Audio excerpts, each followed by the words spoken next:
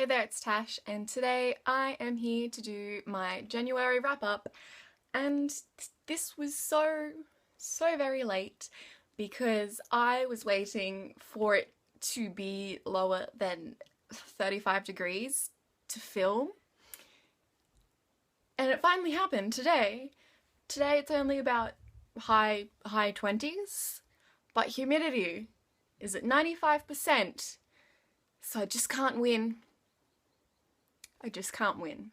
And this January, I had for about the third year running my annual January reading slump. So reading was not great, but what can you do? So the first things I will show are predictably my Fullmetal Alchemist reads. And I am trying to stop myself from continuing on with this because I feel like I'm not appreciating it enough, so I have to have a little break so I can fully appreciate the excellence that is Fullmetal Alchemist. Yes, I read, oh, I should probably say that first, hey. I read volumes 8, 9, and 10. I gave volume 8 a 3 out of 5 stars because while I love Fullmetal Alchemist, I do not like Winry.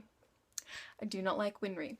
And the first half had Winry in it, so I had to skim it, but then the second half picked up. So volume 9 I predictably gave 5 stars because it was amazing, and I love Fullmetal Alchemist, and I have said it before and I'll say it again. Fullmetal Alchemist is the best thing that's ever happened to me in my life. But the real winner here was volume 10 because there was some fine and dandy Roy and Riza moments, and if you have seen the anime, you know the bit with Roy and Lust, and then Riza gets emotional, and then I get emotional, and it's like,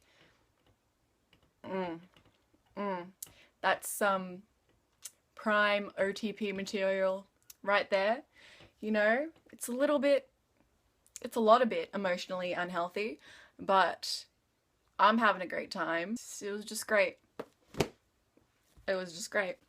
I can't really speak about the volumes as like individual like pieces because I can only view it as a whole. And I have been thinking, not to tangent on the get-go, but I am again struck by how closely Brotherhood follows the books. And this alarms me because obviously Brotherhood is amazing and better than the 2003 version, but I had recently come to the conclusion that movies shouldn't and don't need to follow the books perfectly. But then Brotherhood was amazing, and it's like there's like scene for scene matches. Like it's so similar. And now I'm having to rethink what TV shows and movies should be in relation to their books. And I already came to a conclusion and then got messed up. And aside from Fullmetal Alchemist, I also had a reread of Samuel Beckett's Waiting for Godot, which I love, and it's a play and it's amazing, and I gave it 5 stars. Although I will admit, much like many of my favourite things, although I love this play like a lot, and I love thinking about it, to read straight up isn't particularly fun, but it's short and there's only 2 acts, so it wasn't terrible to read. To paraphrase a probably famous guy, Waiting for Godot is a play in which nothing happens twice.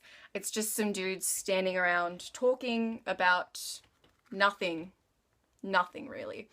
And it's great, but because it is so stripped back and minimalist, there aren't a lot of answers and a lot of immediate themes that are easily grasped in this. You really have to work and think about Waiting for Godot to enjoy it.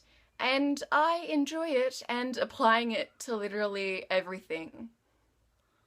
It's just fun times.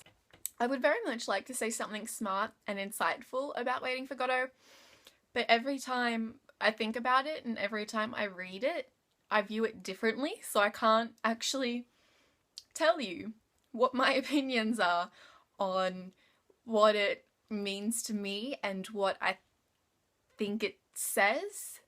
So, which obviously is interesting in itself, but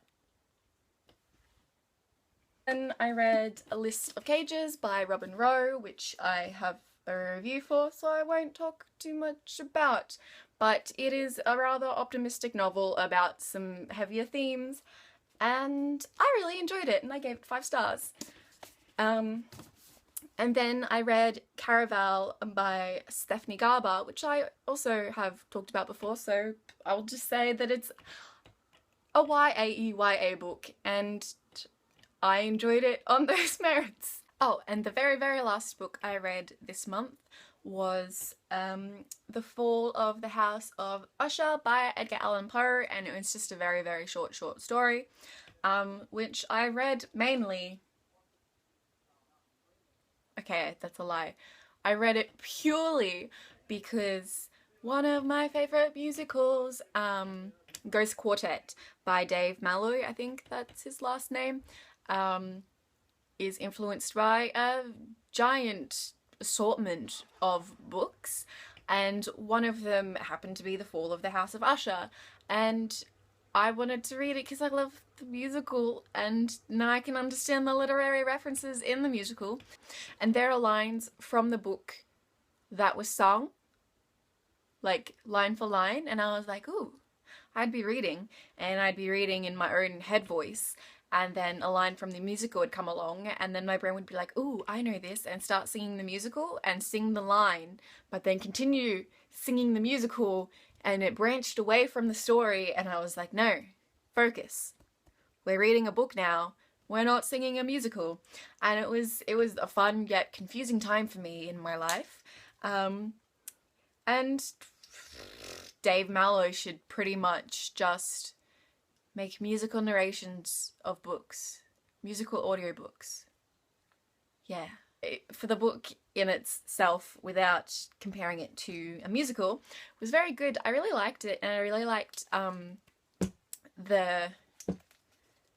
the duality of everything, like how everything was reflected in something else. Like one of the characters had a twin sister, and his identity was connected and tied up in her, but then also he and his family were reflected in the house, and the house was near like a river, and then the house was reflected in the river, and it was just, I was like, whoa, this metaphor, it's real.